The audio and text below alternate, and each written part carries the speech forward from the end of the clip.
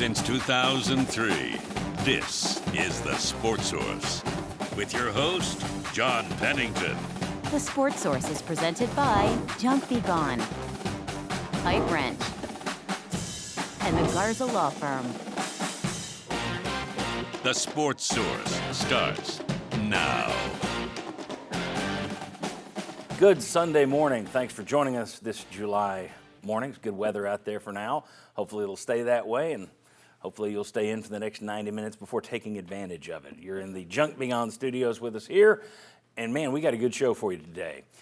We've got some specifics, some interesting deep dives into numbers about Tennessee, their first quarter offense, whether or not they're going to turn their starting quarterback loose in the offense this year. We're also going to talk about Tennessee recruiting across all sports in this new revenue-sharing world. So far, so good. And we'll also go a little big picture. We're going to talk a little bit about uniforms. We're going to talk a little bit about rivalries. Lots of stuff in this show. Let's get into it. First segment of this show brought to you by the Garza Law Firm. Folks, I ask you, what does a Birmingham attorney know about the East Tennessee legal system and the people in it? Not much. So don't get fooled by some of the ads you see on TV. Get a local attorney. Make sure the attorney you're calling isn't in Birmingham, isn't in Memphis or Saratoga or anywhere else out there in the country. You need a local attorney. You need a proven attorney. You know who that is? It's the Garza Law Firm. Marcos Garza from East Tennessee. His whole crew based right here in East Tennessee. They know the local landscape. They know how to help you when you need professional legal help. GarzaLaw.com to learn more. Okay, let's welcome in the guys who are going to help you learn more during the next 90 minutes. We have right there Will West. We have Vince Ferrara, both of these guys, of course, on 99.1 The Sports Animal, or The Sports Animal. Right over here, Ryan Callahan from GoVols247.com. Thank you for being here. Thank you. And a longtime member of this panel, Chuck, this august body, Chuck Cavaleris, joins us. The Chuck Cavaleris joins us with his august body. All right. We're about 6 weeks from the Vols opener, which, by the way, the live pregame show will be right here. It'll be the Sports Source Saturday kickoff. About 6 weeks away. SEC Media Days get underway tomorrow, but I want to spend most of this show talking Tennessee, not Feinbaum, not Greg Sankey. So we looked this week on the Sports Source Digital Network at Tennessee's first quarter offense. So the observation has been from everyone, well, it's really dropped off from where it was when Heupel first got here. So I went back and looked at every single first quarter, every single first drive of the Heupel era and did the numbers. Boy, it is a drop and a half. 2021, his first year, Tennessee scored 190 points in first quarters that year. 14.6 points in the first quarter per game. Led the nation. 2022, that dropped off to 141 points, but still 10.8 points per game. The next year, it's mainly Joe Milton at quarterback, and it drops down to 110 points, 8 points a game. And then last year with Nico, 102 points, 7.8 points a game. So it's gone from 14 to 10 to 8 to 7. And in the SEC, that number went from 14 in the first quarters to 9 to 4 points in the first quarter of games in 8 SEC games last year. I think there's several things at work. One is defenses are probably catching up a little bit with the up-tempo. Secondly, I'm not sure that the game planning is quite as good. I don't know that the quarterback plays as good. This past year, there were 3 first halves where Tennessee didn't even score. Yeah. But I do remember this. I remember Dylan Sampson fumbling twice on opening drives, and I remember a drop pass on an opening drive. So they shot themselves in the foot a little bit, more so this past year than before. Yeah. But I do think just a big part of it is defense is probably catching up and maybe just not getting as good a quarterback play. That whole 20-minute segment, unedited, the whole deal, is on demand at Sports Source Digital Network. You can find it. Jimmy Heins, Tyler Ivins, and myself chatting on our YouTube channel. It's free. Go check it out. Vince, I want to start with you. You have a feeling that this trend, it's doing this, is it going to be stopped this year? Is it going to turn around this year? Do you have any positive feeling that first quarters are going to be a first strike offense for Josh Heupel again? I think there's a little bit of hope, but it's not a super strong conviction from my standpoint right now. Obviously, we have to see what Joey Aguilar looks like. And part of it is not just how he looks, but it may be an adjustment as things go on early in the season. Maybe they give him a little bit of rope, and then they yank it back. I mean, because that was a little bit of Nico last year, too. Once they got it in the Oklahoma game, they figured out, okay, we're not going to be the threat in the passing game we need to up the middle, then we're going to dial it back. So I think they'd like to. I think that's an area they want to address. So there's hope to maybe be a little bit. So I would say at the minimum, stop it, maybe just a little bit better. But I don't anticipate the quarterback play to be like Hendon Hooker to where they can jump right back to where they were. Okay, how much of this we heard Jimmy throwing out just a minute. Right. Tyler threw out tempo in that show. So tempo, quarterback play. All tempo. All tempo. You're running. You say it's all tempo. I think and I think part of it's your quarterback play. You couldn't run tempo with the last two guys that you had. There's a difference, even when Jimmy mentioned tempo. There's a difference to snap a ball at 19 seconds and 29 seconds. That extra 10 seconds matters. You can be a lot more vanilla offensively if you're going so fast that you know the defense is going to make a mistake or there's a good chance of it. But when you don't go tempo in this offense, you're just running the same stuff 300 Texas high schools are running right now.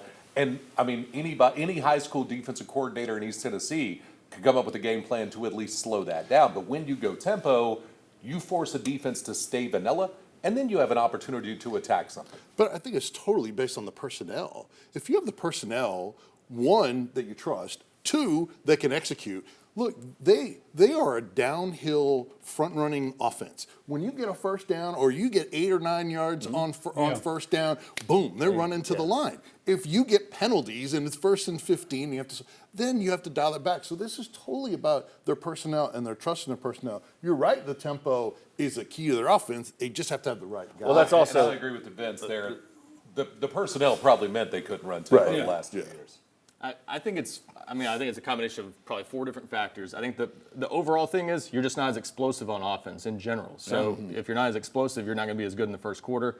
It's familiarity. SEC defenses catch up over time. I mean, Steve Spurrier is about the only one we've seen over a long period of time really keep the SEC on its heels defensively over the years. People eventually figure you out. And they figured him out when he came back with South Carolina. He had to change his offense. Absolutely. So that's part of it. And then I think a big part of this is not just quarterback play, receiver play. I don't think Tennessee was explosive enough at wide receiver last year. Not anyone that's really taken a short pass and going 50 yards. They had 4 or 5 play scoring drives, so many scoring drives under 2 minutes. They just weren't doing that as much last year, so that obviously translated to not doing it at all almost in the first quarter. Chuck, when Josh Heupel first arrived, we talked about what an unbelievable job they did of scripting the first couple of drives.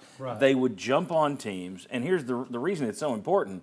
How many times did we see an opposing coach make a stupid decision because, oh gosh, they're up 7-0. We have to overreact because it's going to be, as Brian Kelly once said, an avalanche. You've lost that. Teams aren't scared of you now, especially jumping on you out of the gate. How much of this also, we haven't mentioned the names, Alex Golish and Joey Halsley. That's exactly where I was going to go. I just don't think, and I agree with everything that's been said. I don't think you've been creative enough. And it wasn't just the first quarter, John, but at Georgia. But let's keep it to the first quarter. The first quarter, you just haven't come out and asserted anything you do extremely well. You don't have the playmakers. If Dylan Sampson didn't get it, where were you going to get it? So, I mean, it just comes back to where it's something that I think they really have to look at and figure out what can we do better, because you couldn't do tempo. We heard your tackles for a while weren't in good enough shape to run tempo offense. Well, the other thing about the tempo that drove me nuts last year, it's like, well, if you don't get the big first down, if you don't get a big gain on first down, you can't do it. I'm like, I'm sorry, I've watched enough NFL football in a 2-minute drive. All right, you're down 7. There's 30 seconds to go. They don't have sacked on first down. So the offense says, well, let's just go slow. We can't go. You can run back to the line. You can do it on second down, doing 30. And I understand that then you got to do the math. It's like, well, we're behind, so we're going to turn this. We're behind the chains. We're going to turn this ball back over to the defense, back over to their offense quickly, put our defense on. I get it, but that's part of the offense. Either be tempo or run a different offense is my opinion. That said, I do wonder, though, you scripted plays to the point that second year in 2022, by the end of the year, we were saying, okay, you got to get your points early because it dropped off. You had these huge first quarters, and then it kind of dropped off. Now you've lost that advantage of being able to script the plays, whatever. Maybe it's tempo, maybe it's quarterback play, maybe it's receiver play, maybe it's your offensive coordinator, whatever it is.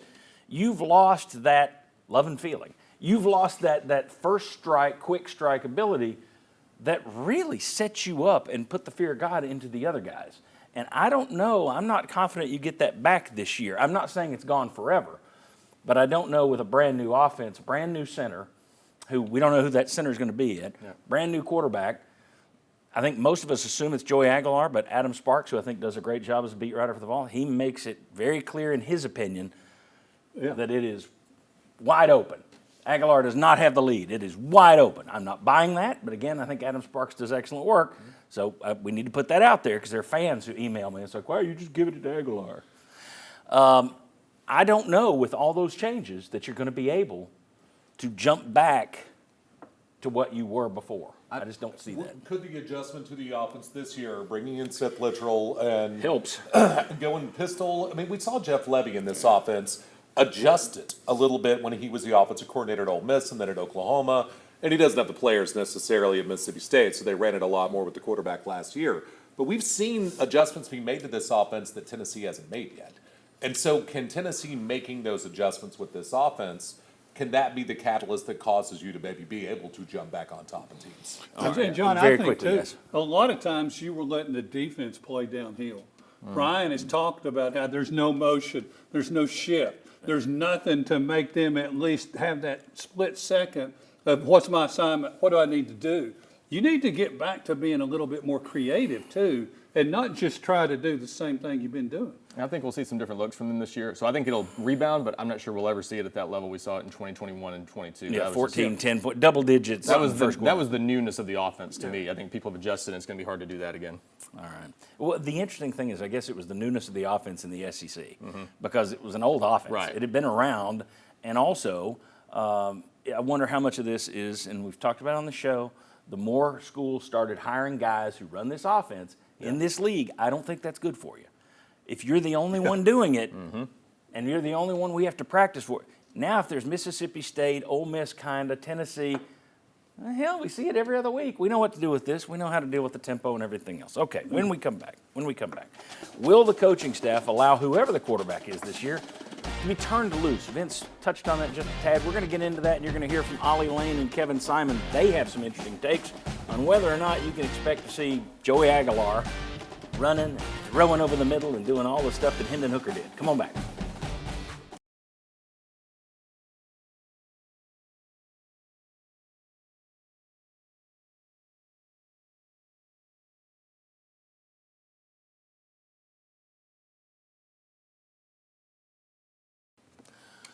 Welcome back to the Sports Source.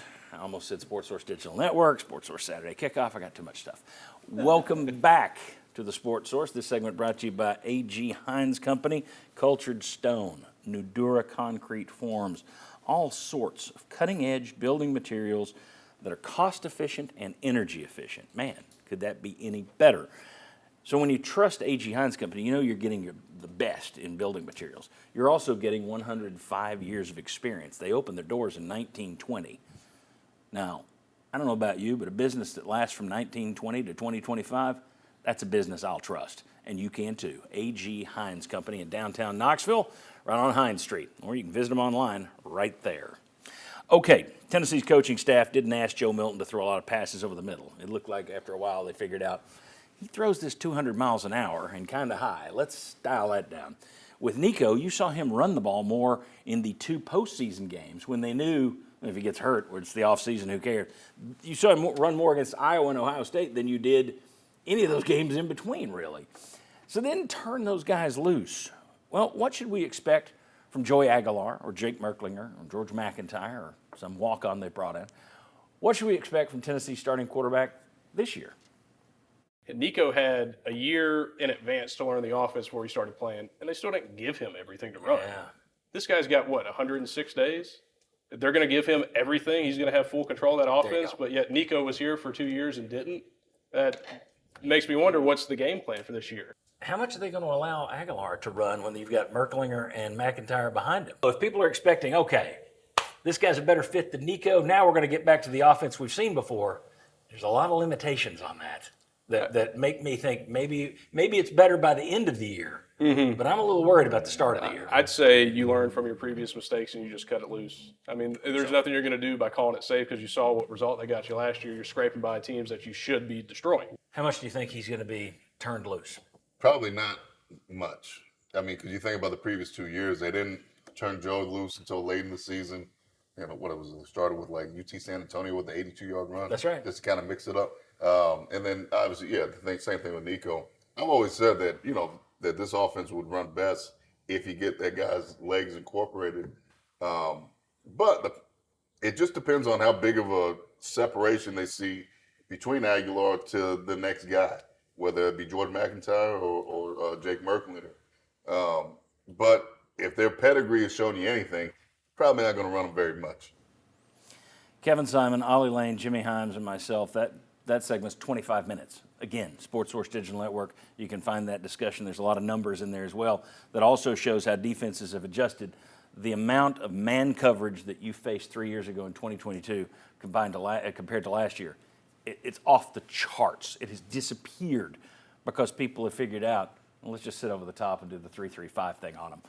That said, which goes back to our first segment, Will, do you think, you're a believer in Joey Aguilar, let's say he gets the job, do you think they'll turn him loose, or do you think it's going to be growing as he grows in the offense? I expect a better end than I do start. Are you in agreement, or do you think they cut him loose early? I don't think they cut him loose early by any stretch of the imagination. I think that it's going to be very much turning wheels on. He doesn't have a lot of time. 100 days, right? Yep. Pretty much is what he has to get ready for a brand new offense after spending the entire spring studying a new offense. So I think that he will have the training wheels on. He gets the ball out fast. So you can still have success with him, I think, when that happens. But one of the things that they talked about at the beginning of spring practice was the difference in Nico. Now he has control of the offense after he'd already been here 2 years. I just don't think that this coaching staff trusts a quarterback that quickly to give them that type of control. I think there's been less trust in personnel on the offensive side of Tennessee than on defense. Look how many players Tim Banks plays when they're pretty young. And it's a different level. Maybe they just have the right personnel to where they earn the trust, and the offensive guys have not. But that's a little bit harder to come by for Josh Heupel on offense. So I'm with Will and Kevin. I think not much. And then it may evolve as the year goes on. And the thing that's interesting about that, and I agree with you, it's a good observation. I agree with you 100%. The interesting thing is this offense is supposedly simple. Mm-hmm. Coaches look at it and say it's a simple offense. You would think a simple offense would be we can just plug anybody in, young guy, not whatever. We could plug it in and it will work. But for a simple offense, he's not very trusting about getting young guys onto the field. Ryan, your thoughts on this discussion, this topic? I think we sometimes equate turning a guy loose with the offense automatically being better. I think the offense will be pretty effective with Joey Aguilar. I just don't know that he's going to Will's point, or I don't think he's going to have full command of it. You're going to have to grow it as the season progresses. So Hendon Hooker in 2021 was even different from what we saw in 2022. Yes, he was, exactly. So I think year two, you're going to be more likely to have that kind of grasp of the system. So will they have that in Aguilar this year? Probably expecting a bit much to think it's going to be quite like that. But I don't think that means the offense can't be good because, to your point, it is a fairly simple offense in a lot of ways. So it can be effective. And I think they'll have some new wrinkles this year, too, that'll help. So I think overall it works. It's just maybe not at the level where he's going to be running it and making a lot of adjustments on the fly himself. And that's what I think people needed to hear. That was the point of this. Is not. I think you will improve. I agree with you. But I don't think anybody who's walking around, I've been seeing this in the comments section. I need to start using the comment section from the digital network on the show. But we've seen comments of people saying it's going to look like it did under Hooker with this guy. It's like, I don't think it's going to look like it did under Hooker because, as you pointed out, it looked different under Hooker the second year than it did the first year. Well, I just think end of the year to me, he should have a better grasp than he does first of the year. I don't think Syracuse is going to be a pretty game. I may be wrong. They hit 2 deep balls. Who cares? But I just think you're going to have a better shot late than you do early. I think some of what people are talking about when they say that is simply this is a quarterback that can hit an open receiver. Because the last couple of years, they've had too many guys running open down the field, and Milton and Nico were not as good at throwing those downfield passes. The efficiency wasn't there. I think you might have more of that this year with Aguilar. I hope you got some guys, when they did hit somebody, had a lot of drops the last year, too. Right. So I hope you have some people that can catch the ball. Yeah, and that's why Brian worked right into my point. I think this coaching staff looks at this offense less about, hey, let's turn it loose and let's change and do those that involve, hey, let's help ourselves. Let's execute a throw. Get a guy on the run. Throw him open so he can run after the catch. Have guys be able to make plays and not have the drops, not have breakdowns of protection. I think they're looking at it as, hey, we've got good enough players. If we execute, we don't have to reinvent the wheel. We can be better than we were on offense, even if it's not 2022. Right. Incremental improvement is still improvement. Yeah. The hope is it's 2022. I just don't see that. That was a remarkable season. And the only question we don't know in the long run, I mean, we kind of saw Philip Fulmer adjust over the years, right? When he saw Nebraska run it down his throat in the Orange Bowl, it changed him. He became more of a running coach. Now that Josh Heupel has a good defense and had one last year, will last year's approach be more of what he does going forward, or will they go back to that full all-out tempo approach at some point? Well, that's right. The last 2 years, you could argue his defense has been better than his offense. And I think that defense is going to be pretty salty again this year. So are you better off playing to that as opposed to trying to go back to 2022? Very good. When we come back, we're in the revenue-sharing world now. So far, so good for UT Athletics. At least that's the way it looks to me. I'll ask the recruiting guy over here, Ryan Callahan, if I've got it right or if there's stuff to be worried about, if it's looking like Tennessee is hitting the ground running. Come on back, we'll discuss that, and we got much more on this show to come. Come on back on the Sports Source.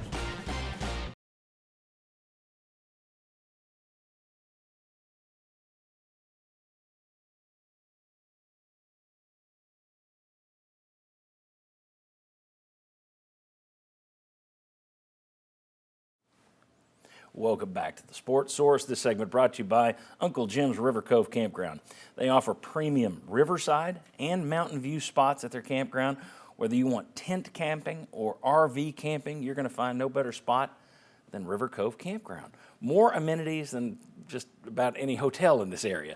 Go to their website and you will see all the things they offer. It's absolutely insane. It's amazing what they offer. River Cove Campground is where you need to go right now, rivercovecampground.com, to book your stay. You need to book your slot. If you're looking for one for the fall, do it now, rivercovecampground.com. Okay, back with Ryan Callahan, covers recruiting for 24/7, for GoVols 24/7, and certainly you're our recruiting guru here on the Sports Source. So I want to ask you, I know you had concerns about what's the revenue sharing world going to be for Tennessee. It's a whole new layout. You made up a little ground thanks to NIL. Now the NIL, we don't know what it's going to be. But for right now, could change tomorrow, revenue sharing is here. Tennessee football, they got on a little bit of a heater recently. They're top 15, which is where Tennessee football usually is, regardless of what's going on. Baseball, Tony Vitello has been yanking guys out of the portal, which, then you got the Lady Vols just cranked out a great class. Rick Barnes had a top 5, top 6 class. Seems like the revenue sharing world, pretty good for Tennessee. Are you there at that point? Is that the view at this moment?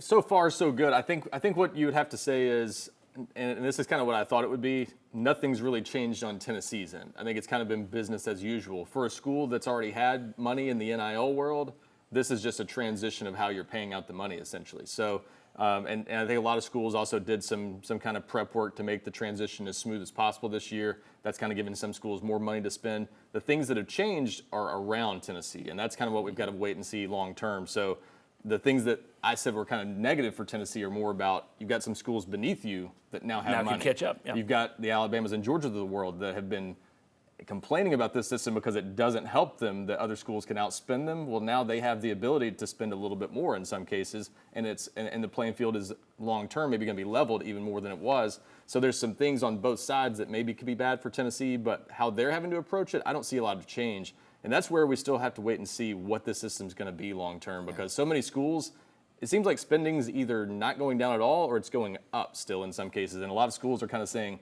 this is unsustainable unless schools are just flat out cheating or finding other ways and getting creative. So what's this going to be long term? Is this a 1 year approach and people are going to have to adjust next year, or what's going to happen? So we don't know long term. I still don't think what this is going to look like. Yeah, the interesting thing, you had the College Sports Commission come out this week and really hammer the ideas of collectives. Yep. And by the end of the week, the House settlement was now being thrown back into question because the people on the other side are like, whoa, whoa, whoa, whoa, whoa. Collectives are a legit business. They can give money anywhere they want. So that thing's not going to last. We said that from the beginning. But you've already seen the first couple of cracks appear. There's starting to be fights over it. Have you got any idea? I mean, again, everybody's having to move into this, but some are doing it slowly. Some are doing it quickly. Some schools like Georgia have disbanded their collectives, and they've instead signed with Learfield, who, man, if there's a company on this planet who knows a way to make a buck off everything, that they are. Ticket sales, we can do your ticket sales. There's everything. Anyway, you got a school like Georgia that's disbanded their collective. You got some others that do that. So what happens if this all goes away? They just go back to reconnect their collective again? I mean, some are moving slow, some are moving fast. Have you got any read on what just look in the SEC? Do we have any read on how the majority of schools are going to handle things? Yeah, that's the problem. There's a variety of approaches to this so far, and I think most schools are kind of still keeping, it seems, their collectives operable. We're hearing about some that are shutting them down, but others are still keeping them up. Because it's news. Yeah. So I think you're still seeing more schools that are kind of keeping their collectives involved, and you've got to keep them on the back burner. You may have, they may still be overseeing deals in some cases, and that's where the pushback is. They're saying, well, if there's a legitimate endorsement deal where a collective is making a deal with a guy and he's got to make appearances and do advertisements and stuff, that's legit. Why can he not do that? So I think collectives are going to stay involved a lot of places, and then other places, they're just spending like crazy. We're seeing Texas Tech and some of these other schools that are throwing around a bunch of money, apparently, and people are saying it's unsustainable. So is this a year one thing where they've got more money to spend in year one, and then they're just kind of taking this approach this year and saying we'll figure it out long term, or what? That's an interesting thing. Texas Tech, everyone went nuts that they signed an offensive lineman for $5 million over 3 years. I'm like, David Sanders got quite a big chunk from Tennessee. I'm not sure why this is huge, but upon further inspection of that deal, it's basically a two-pronged deal. If collectives are not being watchdogged, then you're going to get the $5 million. If they are getting watchdogged and they're closing that down, then it's only going to be worth $2.5 million. Yep. So you wonder now, it's like, because it's so uncertain, are schools going to start making deals with players like Texas Tech that says, okay, now, if this system holds, it's worth X. If the system goes away, then it's worth Y, baby. Right. So pull for the system to crash. I'm assuming everyone is kind of going to look in that direction and say, oh, we can do that? Yeah. And that's where again, we don't know what's going to happen with this long term, because some schools are hoping the system crashes and waiting to pick up the pieces if it happens like that. Other schools are saying, well, this new world benefits us, we're going to lean into that. And so you just got a variety of approaches, and we don't know what this, again, how the spending is going to work beyond year one. I think year one, there's more money to spend because of the way some teams have kind of caught up on their NIL expenditures and stuff, and they've got clean books for this year. Next year, if the cap essentially is in place, spending has to go down. So how this is all going to work, I don't think anybody really knows right now. Absolute mess. All right. Thank you, Ryan. When we come back, so Tennessee tampered with TCU's quarterback. The story came out. We talked about it weeks ago. Everybody knows it. The story's coming out confirming, they went after TCU's quarterback before he was in the portal. Just a month ago, Karen Weekly was saying that's wrong. So who's wronger? Tennessee football for doing it, or Tennessee softball for complaining of somebody else doing it? Fun with coaches. Come on back.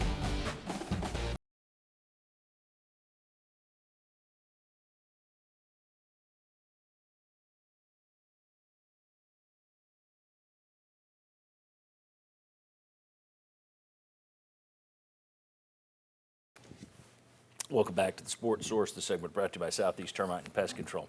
Folks, termites are driving people crazy right now. How do I know this? Because I talked to Matthew Heins at Southeast Termite and Pest Control just a week ago, and he was telling me they're getting call after call after call about termites. Do you have termites? Get a free inspection. Call Southeast Termite and Pest Control. They'll come up and take a look. If you have termites, they're the best group in the world to help you eradicate the problem and get rid of those things. SoutheastTermite.com is right in the name. Check them out this week. This is the group I use. They protect my home. They can protect yours as well. Southeast Termite and Pest Control. All right. On Friday, ESPN wrote a story about TCU quarterback Josh Hoover. Now, this isn't anything new. We discussed the fact that UT chased after him and several other quarterbacks back when Nico left for UCLA, okay? So it's the way the game is played. But this is the first written confirmation that Tennessee did approach him before he was ever in the portal. He never went into the portal. Let's take a look at the screen here, and here's what ESPN wrote. It's why when he was golfing this spring and his agent called to let him know Tennessee was interested in him as a Nico replacement, he didn't even wait to hear what the offer was. He was more worried about hitting his tee shot. He didn't even say a number, Hoover said. I just said, no, that's not what I want to do. It was pretty simple.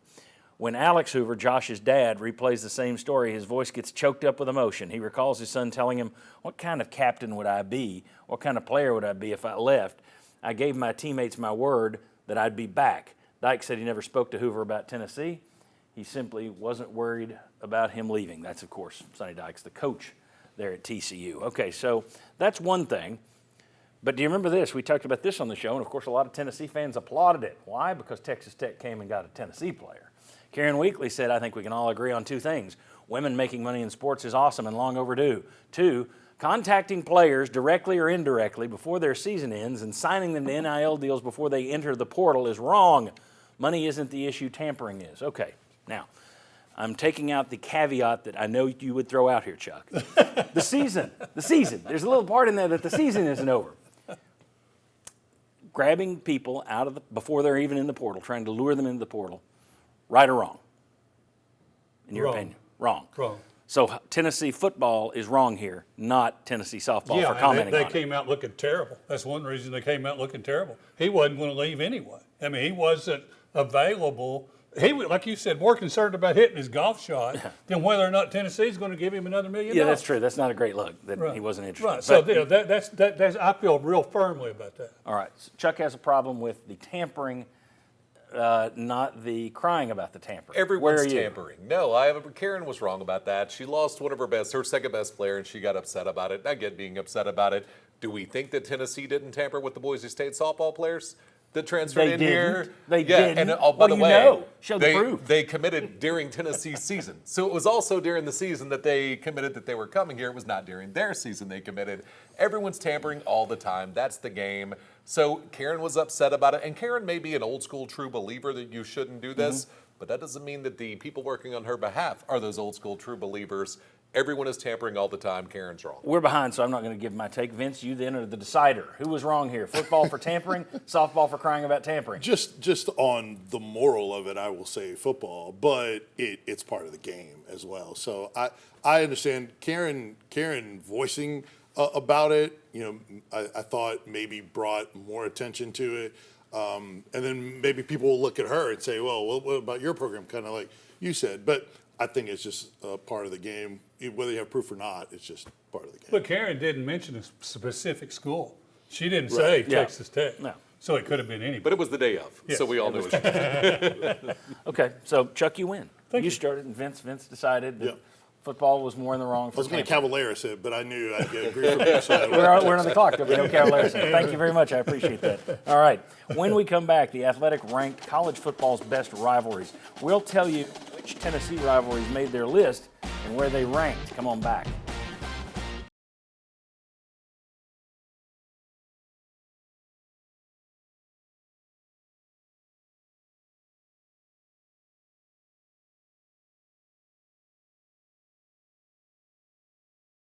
Out of it. Quoting The Departed, in case you heard a little bit of that. Welcome back. One of the clean lines from The Departed.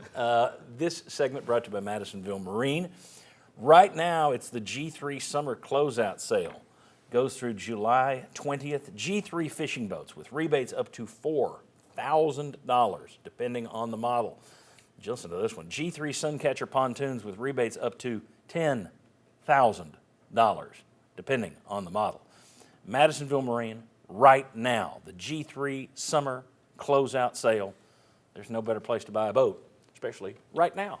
Get to Madisonville Marine, Highway 411 North in, of course, Madisonville. All right, take a look here. The Athletic this week, Scott Dockerman was asked to put together a list of the top 100 rivalries in college football, and he used a series of metrics and criteria, you know, how many times they've played, how many times the team's been ranked, blah, blah, blah, blah, blah. Here were the top 10 rivalries that he came up with. Michigan, Ohio State, number 1. Auburn, Alabama, the Iron Bowl, number 2. Oklahoma, Texas, number 3. Army, Navy, 4th. USC, Notre Dame, which could be going away, 5th. Nebraska, Oklahoma, which already has gone away, 6th. Miami, Florida State, 7. Ohio State, Penn State, which is a very recent rivalry. Yeah. Florida, Florida State. Minnesota, Wisconsin, the battle for Paul Bunyan's axe, I believe that one is. There's your top 10. So, what did he do with Tennessee on this top 100 list? Where did they pop up? Number 11. Just outside the top 10 was the third Saturday in October, Tennessee, Alabama. Number 36 was Florida, Tennessee, like Ohio State, Penn State. That one's only about 30 years old. Same with Georgia. That ranked number 53 on his list. Then Tennessee, Kentucky was number 75. Tennessee, Vanderbilt was number 80. Will West, from a national perspective, should Alabama, Tennessee have been in that top 10 list ahead of one of those others? Not nationally. It means a lot to everyone in East Tennessee, but I don't think nationally, because everyone looks at Alabama's natural rival as being Auburn because of how crazy the Iron Bowl is, right? So I think nationally, the Tennessee-Alabama game's a huge deal here. I don't think it's that big of a deal if you live in Boise, Idaho, or if you live in Portland, Oregon, or wherever it might be that you live. Good game, very good game. You look forward to it. 11's fine. No, 11's fine. I don't know that I'm moving it up because it isn't a heated, hated rivalry that people around the nation talk about. But Minnesota, Wisconsin. I don't think that one that's what I was going to say. That's where I'm going. But that one also, You're right. you know, That one has no two business things. being number 10. I'm It sorry, does Wisconsin has no business in Minnesota. You know, It that does has not. no business being number 10. The criteria seems all over the place to me because you've got Nebraska, Oklahoma that's not even played anymore at number 6, and if we're worried about it being a relic of the past, that's the argument against Tennessee, Alabama, right? It's not been as at least they're still meaningful playing. on a national level in recent years And until it's been split the last 4 years. yeah. So And you gave Ohio State, Penn State, which is a secondary rivalry, Right. a space in the top 10 Yeah, as well. right. Yes. So I mean, I see Auburn, Georgia being a kind of a noteworthy omission on that list too. So I think Tennessee, Alabama, Georgia. Yeah, absolutely. I think Tennessee, Alabama belongs on that list based on that top, the top 10. 10? I think they're more deserving than a couple on that list. Exactly. I would say toward the bottom, but I think they belong in that top 10. Okay, Army, Navy. I'll be the schmuck. It's like Harvard, Yale. I mean, is that on the? It probably was on the list. I didn't look, Yeah. but it's just not to that level anymore, in my opinion. Oh, you mean it was People Harvard, watch it. Yale? Harvard, Yale was not. I don't No, think- it yeah. wasn't in the I top don't think 100 so. anywhere? Well, that might Well, have actually, I been- didn't look at the top 100, so I don't Yeah, know. that's what I was looking at. Yeah. It's not top 10, but Yeah. it might have made the top 100. Yeah. Or he might have just didn't. No, he did Smiths, yes. Anyway, Army, Navy's just, if this were the 1940s and those were national powers, okay. Yeah. Neither of those teams is going to compete for a championship, the national championship anymore, or a playoff spot, really. So to me, I don't want to be harsh about it. It could be top 10, but boy, number 4? But what it stands for, people like watching that game that don't have any interest in Army and Navy. I think it has national appeal enough that I've got no problem with that. Some people would put it 2 or 3 on that Yeah, list. they have like a Radio Row for the Army-Navy game where people show up like it's the Super Bowl and cover that event all week long. It is Yeah. a Which, big... I know, and I just find that, I don't know of any. You just say they shouldn't do I that. guess I guess I have no friends that sit around. That's like, hey man, you coming over to watch Army Navy?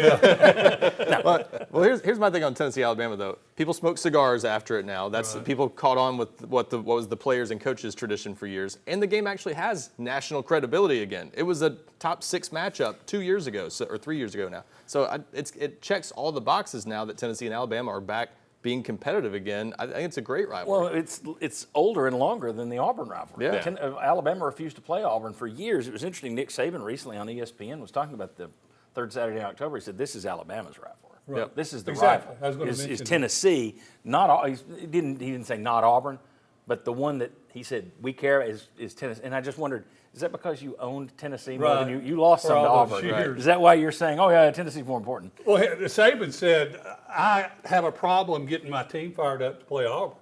I don't have a problem getting Alabama fired up to play Tennessee.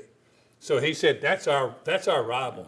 So you can take that for what it's worth. Well, I would say Paul Fonbaum made an entire career just getting Auburn and Alabama fans to call a show and cut promos on each other. Yeah. I think the one part of it is I don't know that the Alabama rivalry has as much heat as it did when I was growing up because there are everybody younger than me.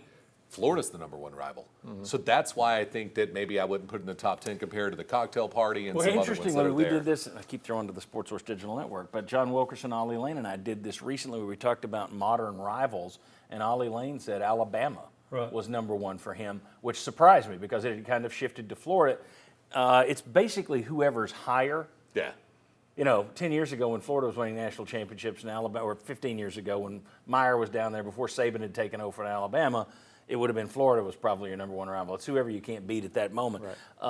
On the Alabama-Tennessee thing, I will compare it. It is a regional rivalry in the same way that Minnesota-Wisconsin is. Right. The difference is you got a lot of national championships between Tennessee and Alabama. Yep. More recently than when Murray Warmoth, Tennessee alum, led Minnesota to national titles 50 years ago or 70 years ago. So to me, that would be, if I'm flipping two, Alabama, Tennessee would jump Wisconsin, Minnesota there. Yeah. Well, I did an unofficial Facebook poll, and what I found was Alabama is still the biggest rival. Maybe you're right about younger fans. Facebook is, that skews but it. It ain't skewing young, man. Alabama is the biggest rival. Florida is now the most hated. Florida is the one. In your unofficial, unscientific poll. Well, it was a little. Yeah, just a little. All right, the check you see now. Okay, well, there you go. I go. think that is? There's some embarrassment about the fact that Tennessee can't win at Florida now, because Florida's not good now, and that's Alabama. Everyone's seen Alabama as kind of the gold standard of college football for about 15 years, and that's changed a little bit the last 2 or 3 years, but it's they've been up at the top. You still can't beat Florida, and they're not very Plus good. their fans are nice, and then Florida fans are throwing urine on you. You know what I mean? So there's also that part. Yeah. Stuff happens, man. But not urine. That's a weird thing. All right, thanks for going there. When we come back, which SEC schools should be Tennessee's? Which are the top rivals? We're each going to pick our top two. Top two rivals for Tennessee in football. That's next. Come on back.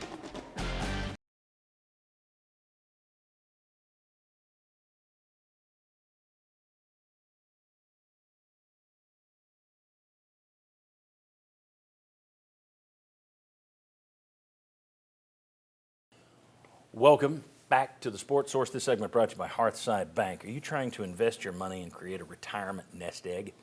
Are you saving for a dream home? Or maybe you're saving for your first home, a place to call your own. Are you planning for a child's college? Hearthside Bank can help on all of those fronts, every step of the way. Good people, personal touch. You're not talking to a screen where somebody's in Tibet. You're talking to actual East Tennessee, Southeast Kentucky people. They stretch all the way from Southeast Kentucky right down to Farragut here in the Knoxville area. Hearthside Bank, hearthsidebank.com. Can't say enough good things about them for being a part of our Sports Source family. All right, gentlemen, here are Tennessee's most played opponents. All right, now I took out the FCS, so no Sewanee, no Maryville, no Chattanooga. There are 19 teams that Tennessee has played at least 10 times. Okay. I want to know, and I know we're not going to say, I think their biggest rivalry is Boston College. I just think it's fun to put this stuff up there because I think people are interested in, I didn't realize we played UCLA that many times or Clemson or whatever. But obviously I think it's going to be coming off this list. Everybody here gets to pick their top two Tennessee football rivalries. You use your own criteria. If Tennessee could only keep two, who are the two you're keeping? And who do I want to start with in this segment? Ryan Callahan, who are you keeping off this list? This is a tough one. So, so are we saying in a scheduling world where you're only playing two of these every year? Let's take it that way. Sure. Okay. If that's the criteria, I'm saying Alabama and Vanderbilt. I think those are the two that make the most sense. You've played Vanderbilt about as much as anybody. It's in state. If Vanderbilt doesn't have Tennessee as a rival, who else do they have in the conference that cares about them as a rival? I'm not looking at it from an SEC standpoint, so don't worry about that. Okay. I'm talking about just Tennessee. From Tennessee's perspective. Who do you most care about seeing and playing every year? Well, if it's just Tennessee, it's Alabama and Florida. I think it's there, and then which one's number one, as we've said, is just a generational thing. And I think it matters a little bit that it's Alabama matters on their side too. It's that you're at least the second best rival for Alabama. For Florida, you're maybe their third. So that's why I'd give Alabama the edge over Florida, but to me those are 1A and 1B, and I would lean toward Bama, but those to me are the top two. Okay, probably just a word to my director, probably best in this situation, just either go the tight shot or just stay with the wide shot, since we're all going to be talking behind heads and stuff here. I'll move over here. Vince Ferrara. If Tennessee got to keep two rivals and that's it, who is it? Who are the two you play every year? It's Florida and Alabama, and I understand the history and the demographics, how far back you go in generations. The history is farther back. I'm just talking about me growing up, not even living in Florida. Tennessee. And not a Florida fan, graduated from USF, just so everyone knows. Need to clarify that. But even then, it was a big deal when Tennessee and Florida played with all the stakes and how heated it was. So just in my viewing of football, I think, and hearing from fans, it's Florida and Alabama, in my opinion. Chuck. Totally agree. It wouldn't break my heart to see Georgia go away. But Alabama, you got the third Saturday in October. I mean, it's bigger than any other game on your regular season schedule. People said that was more important. You know, I don't care who we play homecoming, going to homecoming. It's Alabama and it's Florida, and I don't even think it's that close. Okay. My request to stay on the wide shot didn't do much. Will, Look, what do I you would guys? want to see Florida, Alabama, but if I was the SEC, I'd make it Kentucky, Vanderbilt because of regional, because I'm just not how talking close it SEC. is. Just who do you Personally, think Tennessee's biggest rivals are? Most important. Florida 1, Alabama 2. Florida 1, Alabama 2. I think that's the most important one right now. Bama won. Because So there are you just guys- a lot of people who have said, I don't care Wow. to play Alabama every year. Like we hear from hundreds upon hundreds of them. But I think Florida, there's still heat there, like don't like each other, I'll fight you in the parking lot stuff. Yeah. Part of this is where I grew up, which is right here in the Tennessee. I lived in Middlesboro for a while as a young boy. I think it's Alabama by a country mile, and my opinion's bigger. But I'm also going Kentucky. And the reason is I'm big on tradition. You've played them more than anyone, first of all.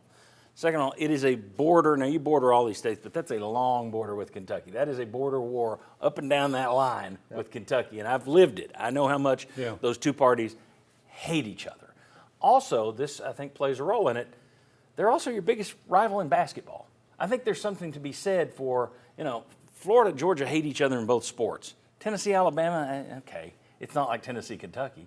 Yeah. To me, that's why I would put Kentucky on there. I get it that Florida's there, but until 1992, you didn't even play. You played Florida 20 times. And there was a trophy. Bring back the beer bear. I had that on the list. Good job. That was Tennessee's only Yep. trophy game. Yeah, I think it's Kentucky and Alabama. That's my take, but clearly I am outvoted by a mile. Just remember, bigger the letter. biggest letter. Bigger letter. All right. When we come back, one coach would love to kickstart a rivalry, restart it with Tennessee. Should Tennessee play Memphis again? Football and basketball. Come on back.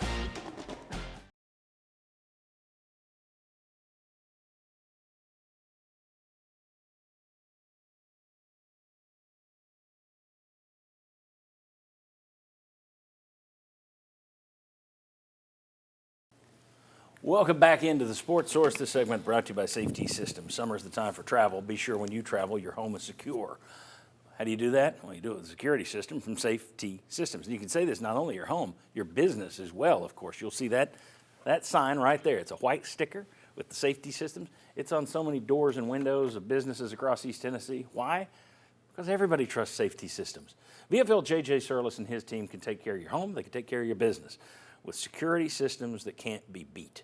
Get in touch with them this week, safetysystems.com, to learn more. All right, at a booster event this past week, Penny Hardaway was asked about trying to play Tennessee again.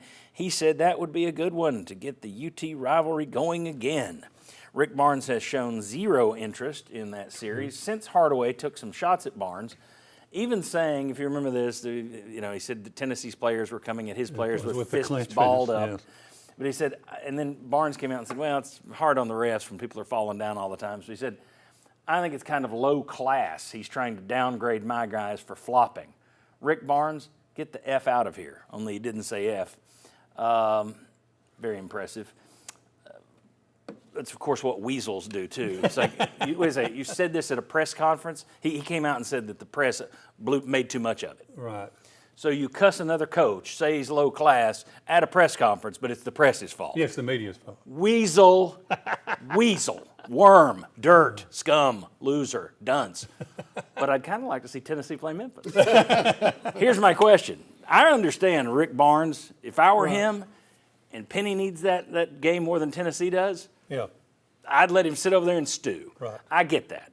But as a viewer, a connoisseur, that'd be a good rivalry to get back, and I wouldn't mind seeing him playing football either. Gentlemen, should Tennessee have a rivalry going football and basketball with Memphis? Chuck. No. I think that ship has sailed in basketball, and I think for a lot of the reasons you just said, the whole clenched fist Well, let's thing. say Hardaway goes away. Let's say he's gone next year. I might be open until looking at it then. In football, Chuck would be open to looking at yeah, it. depending You're on on who a the talk coach- show. Would yeah. you schedule him or not? No, depending on who the coach is, what kind of program he runs. Right now, the answer is no. You Why? had that opportunity, and you messed it up, Memphis. Penny Hardaway, you didn't handle the situation. Now, if you play in the NCAA tournament, if you get matched up like that, so be it. Yes, you kind of alluded to it, because it would be spicy, it would be interesting. Oh, by the way, they're always pretty good and competitive, either in the NCAA tournament or Right. Right. And I think you can make more of an impact in recruiting there than you have. Yes, you're the big boys in the state. You should just be able to get them whether you go there and play games or not. But so many people in that area talk about how undercovered the University of Tennessee is there. And so I think you can do even more in recruiting and in coverage and your fan base, everything there, if you have that rivalry. I get past right now he said this and he said this. It's good for the sport, good competition. You can maybe have even more of a dominance in the state if you win that game. What about I'm football? all for it. Football. I'm fine with it too. I'll tell you this, and I've said this before, I'd rather see Tennessee and Memphis than some of these non-conference games that get on the schedule. But the question is, where do you play them? Does that become your Nashville game? If you play It used to be Memphis? you'd play them in Memphis. You play them in Memphis. Well, yeah, but I mean, I'm not Now going to you're go too scared there. of going? Well, no, that's a long way to go. Scared of losing. That's what we call that. It's called chicken. I wouldn't want to see it replace your Power Four. I guess it could. No, what I'm saying is that, Second game. yeah, if you actually had two decent games in your non-conference, you don't want to play two really good teams, but just give the fans something decent instead of, well, we've got the three worst teams in America coming in, an FCS team, Kent State, and whoever the next worst is. New Mexico New something Mexico or State was whatever, ranked yeah. down there. So yeah, if you replace New Mexico State with Memphis one year, I think that would be a hell of a lot more interesting. But I'm not making it an annual type thing. No, but I'd like to see them. Right. If you mix them in a home and away 2 times every 10 years, I'd be cool with that. I would too. I wouldn't hold my breath necessarily. No, but Didn't they try I'm not worried about what they're doing. No, I I'm asking understand. you guys what Tennessee, you would do. Yeah. Right. So you would play them in both sports. I would. Yep. And you would I'd not pl- play them in basketball. I would not play them in basketball, but I'd see if we could work something out in football. Play it in Nashville. Play it in Nashville, Play it in Nashville. home and away. It could be their home game. Okay. All right. When we come back, now this is playing off something we did on the YouTube channel. You need to watch the YouTube channel. We're talking about Tennessee's all-time, last 25 years, best and worst uniform. They've worn a lot of different uniforms in the last 25 years. But who's got the best home uniform in SEC football? Best home football uniform in the league. We'll debate that next. Coming back.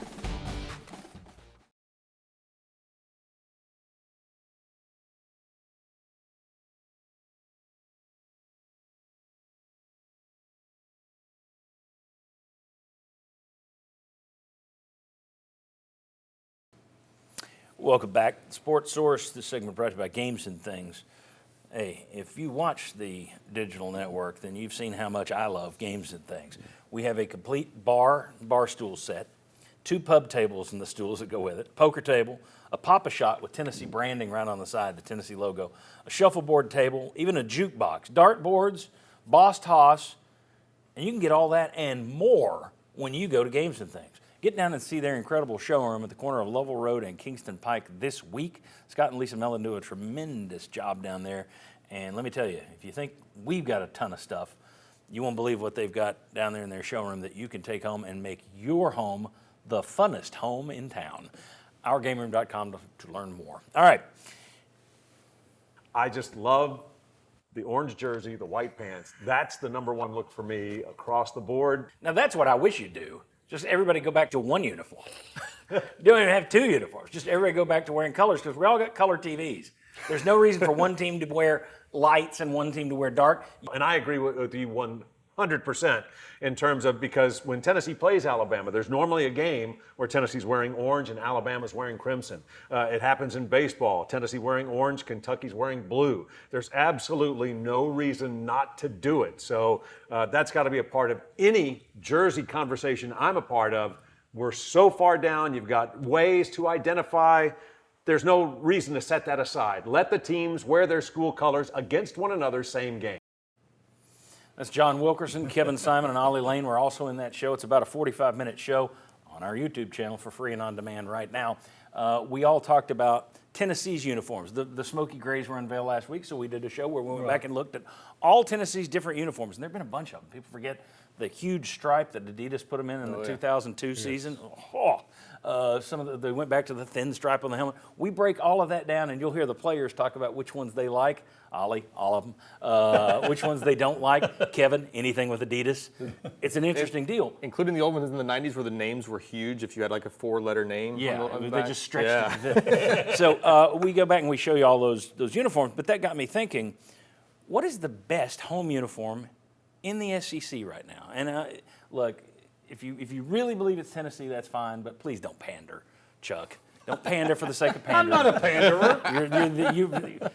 Your logo should be a panda because you are such a panderer. Stick to outside the SEC, outside UT. We can say UT if you want, but okay, let's do it. What's the best and why? I would say LSU's purple. Right. They wear it every year at home. It's not necessarily an alternate, just changing things. I think that's the sharpest when they wear it. The contrast, it's different. But that's not their. Yeah, but here's the thing. I don't want to get into alternates. Okay. Their traditional home uniform is their white one. But it is a traditional they wear every year. They have for a long time and wearing that purple. If I have to go outside of that, I will say the Auburn Blues. I think that which never changes. Yeah, it doesn't. Just a little bit of the accent of the red and white. I think it pops pretty good. It's not quite Penn State with their dark blue. They'll email and say it's burnt orange. How dare you? Yeah. But I would say that's true. But I would say Auburn's blue.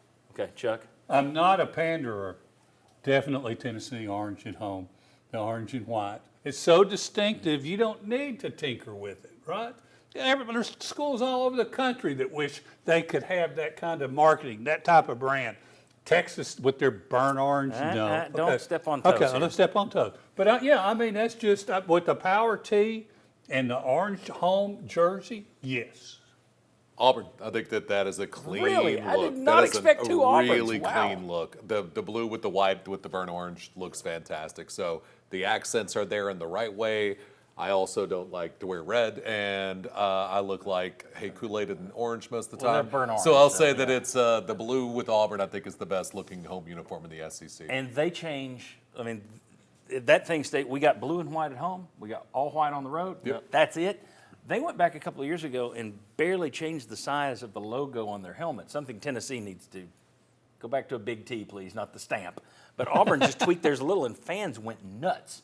Yep. They do not change their uniform. All right, so Auburn, Tennessee, Auburn. Ryan, best uniform, home uniform in the SEC. People aren't going to like my answer as much. Alabama.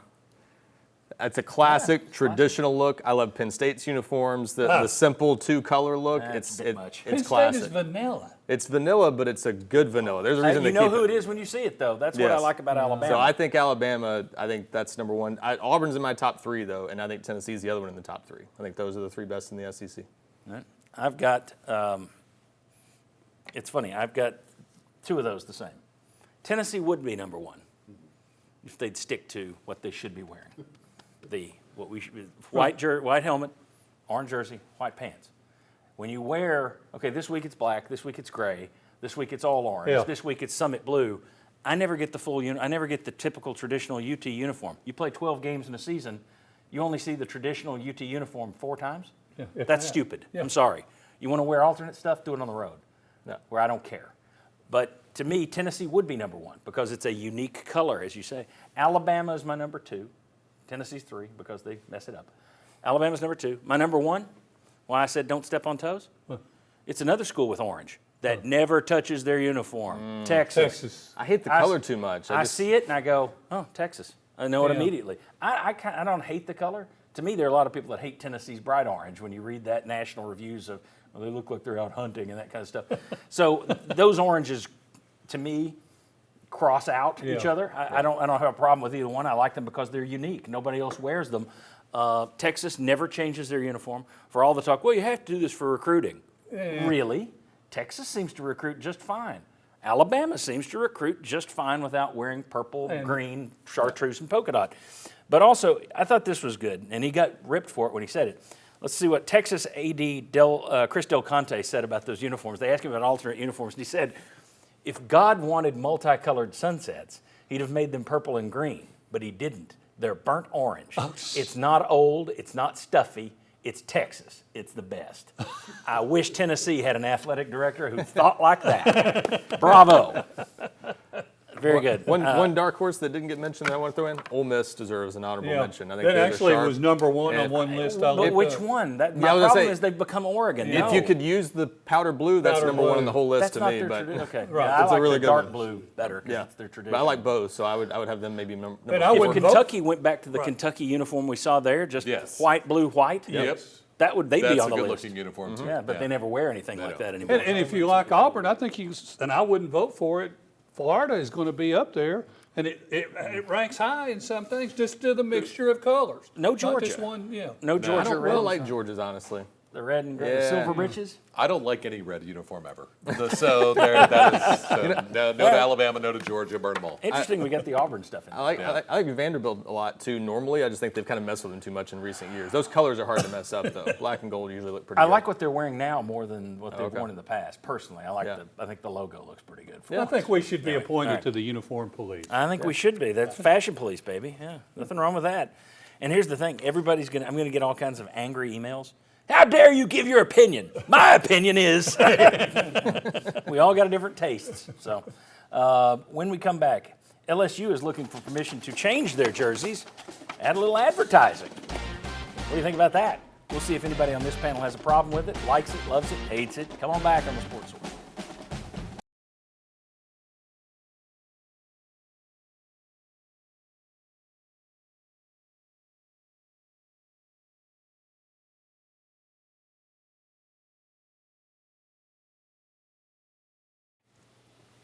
Welcome back, folks. I've been talking about it all day. More Sports Source anywhere, anytime. If you want to see the digital network, we got hundreds of videos and shorts that you can watch on your phone. If you're one of those guys that just, I don't watch anything longer than 60 seconds, and I want to flip on my phone, I don't want it big, okay, we got shorts for you at the Sports Source Digital Network. You can also follow us on social media, Facebook, Instagram, Twitter, and of course, the Sports Source Saturday Kickoff.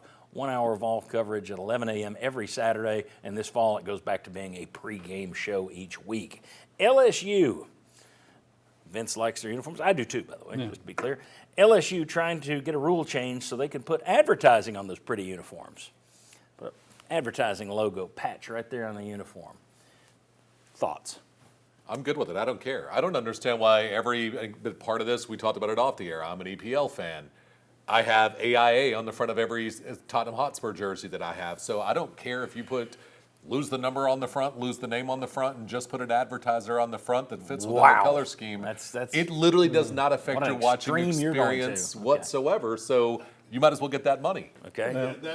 That's extreme for me. But because, like you, I've watched soccer for years. You watch European soccer. You've seen it before. Yeah. It's not as big of a shock. You see it in American sports now too, NBA, Major League Baseball. And it hasn't negatively impacted me like I thought. I haven't hated it like I thought. You just kind of get into the game. I would prefer not. I'd rather like on the field or television or whatever.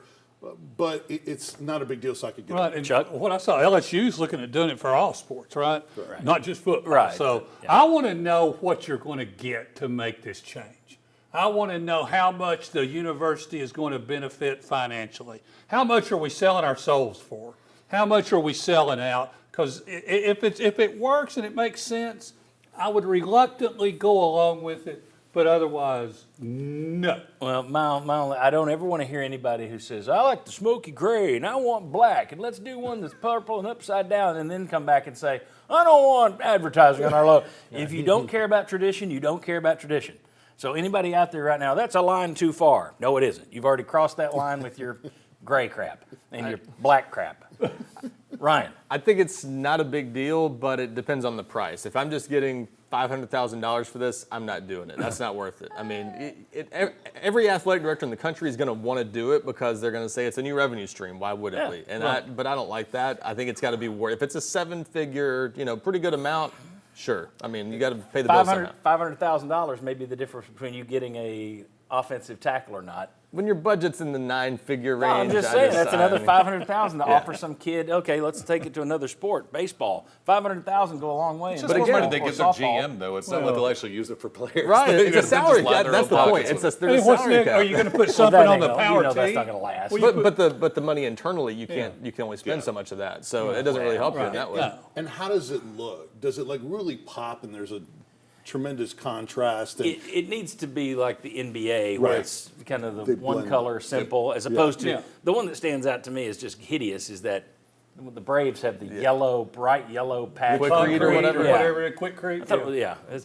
just hideous. But I don't think that's going to last long because I mean, the Celtics started. We had GE on the patch. It looked awesome. It looked great. And Well- GA realized I'm not going to make any money on this because that's not a great place for advertising. So now we have like Chime or Cricket phones or something like that we have on it. You know what I mean? Yeah. Like it just ends up you're not going to make as much money off of it. I think Right. 5 years down the But line. they're as going to you do think it you're because going there's to. extra cash in They'll it. make The bottom something. line is they'll turn around and say it helps go back. It helps you. All right, so you take that $500,000 and you make a nicer locker room with it. Yeah. They'll somehow turn that into recruiting, is my guess. So, But anyway. At some point. All right, gentlemen, thank you very much. Appreciate all of you, and we're going to be wearing Sports Source patches. Hey! All right. We will see you next Saturday, right back here for the Saturday kickoff. We'll see you next Sunday, right back here for the Sports Source.